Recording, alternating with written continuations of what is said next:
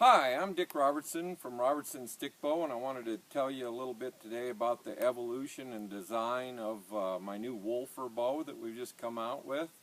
It's going to celebrate 35 years of bow building, 55 years of bow hunting, and completely new design that I hunt the backcountry a lot, and it's pretty much been designed for hunting the backcountry.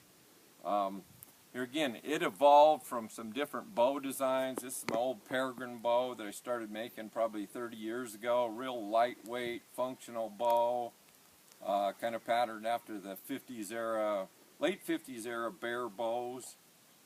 I also have here my Fatal stick, which has evolved over the years. And a recent addition to the line a couple years ago was the Tribal stick. And what we've done here, as an improvement over the old Peregrine, we have a more forward handle design to where it's a little more stable, less chance of torque. And here again, to challenge myself, I've got into shooting self bows several years ago, and that's primarily what I hunt with. And about 6 years ago, I designed I made this little bow, which is it's an Osage bow that's steam bent. It's got a sinew back, which is actually bow-killed moose sinew from Jake and Larry Fisher. And I was lucky enough to harvest doll sheep with this bow, a mountain goat with this bow, and my biggest whitetail all in 1 year, so I named it White Magic. And here again, I incorporated into the bow a connection system because we're doing a lot of backcountry hunting, and this makes it a lot easier for travel. So with that in mind, I started on this quest to build a Wolfer bow because wolves have been reintroduced to the western states, and there's a lot of misinformation out there, and Larry Fisher borrowed me this book. It's called The Wolfer, and it's wrote by Carter Niemeyer, who is a government trapper that the Fish and Wildlife hired to help with the reintroduction of wolves, and it's the truth. It's the real story about wolves.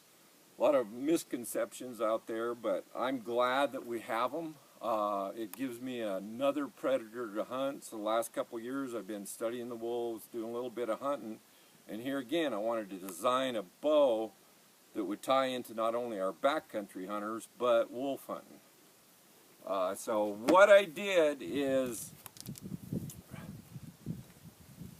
take the old designs of the past where you would have a straight handle or a straight limb with a straight handle in it, and because most archers are going to shoot their bow naturally, and rather than bringing the bow up straight like this, most of us have developed a slight cant, and the reason we do that is we're shooting naturally. As you can see, my arm hangs naturally at my side with a slight bend in it and a natural cant. So when you bring it up, your arm is naturally canted. It's not locked out on an elbow like that. It's not twisted up like most of the bows are designed to kind of be shot that way.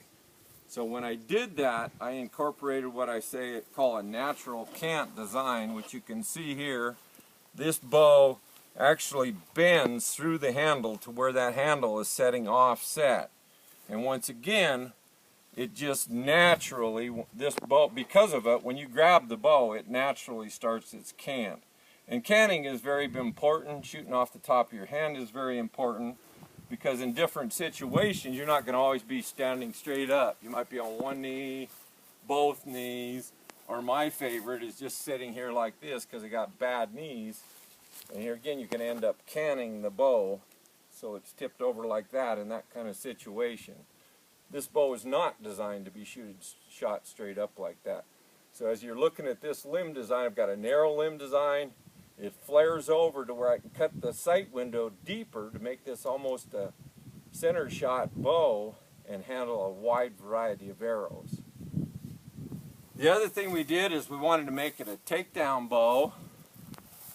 So initially I played with the takedown system. It's a bow bolt system made by Craig Warren, and it's a good system, but one of the things about it is it's in wood, and any grain variations in the wood may lead to some type of problem as far as the structure of the bow. So we went to a linen micarta, which is basically, this is a linen material impregnated with epoxy polymer resins to make a very strong product, but it's not very pretty. So from that, we come up with the idea of putting scales on the linen micarta, going ahead and installing our bowl bolt without ever touching the micarta to make it super strong. This bow is, like I say, it's got the mass of not only the micarta adds weight to the bow, but the bowl bolt adds another 3.6 ounces to where all the weight, or the majority of the weight of this handle, is in a very minimalistic design. It's all right here. The other thing we've done is, rather than cutting through the bow's fiberglass where it comes up and having a 2-3 inch spot where there's no fiberglass, we've left that fiberglass in this bow design to where it's coming across and there's only about a 1/2 inch of the fiberglass that's actually missing, and then we put our caps or our overlays of laminated micarta and whatever wood we're using to give it more of a decorative and functional appeal. So another point, we went from a 60-inch bow to a 58-inch bow, and we've cut a little bit of the reflex out of the bow, which makes it easier stringing, less sensitive to shooting errors. But because of our limb design and making this section of the bow narrower, we're actually got a real long working limb, and this fade out is actually working to where it's very smooth and draws stack free to 31 inches.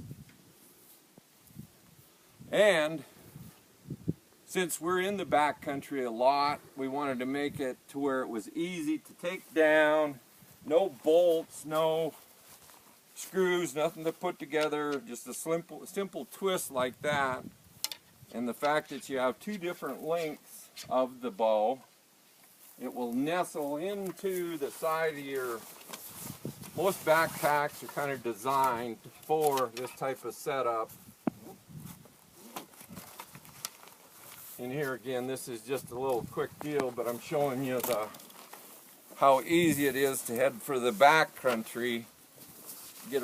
It's all about weight. If you're on a sheep hunt 10 days, of course I'll be cross-country skiing a lot when I'm hunting wolves. I want as light a package, this maneuverable, and get around. And here again, not have to mess around a lot when you do have a shot opportunity on whatever you're hunting. You can just take it off, whip the bow out, stick your quiver on. Nice setup. So anyway, we're making a limited commemorative edition bow. It's going to be a special bow. Each one will be built like a work of art. We're not going to take orders per se if I want this wood, that wood. We're going to cruise the shop, get the most beautiful woods, put them together, and just basically take names and also weights of guys that are interested. Let me make the bow like an individual work of art with Yode's help, of course, along the way, and then sell them as is with these commemorative ones. Anyway, Wolfer's great bow. I mean, 35 years of bow building design, a lifetime of hunting. I think that I'm very proud of it. I've never been as proud of any bow I've made as the Wolfer. So check us out at robertsonstykbow.com or try it out and think about getting yourself a Wolfer and heading to the backcountry.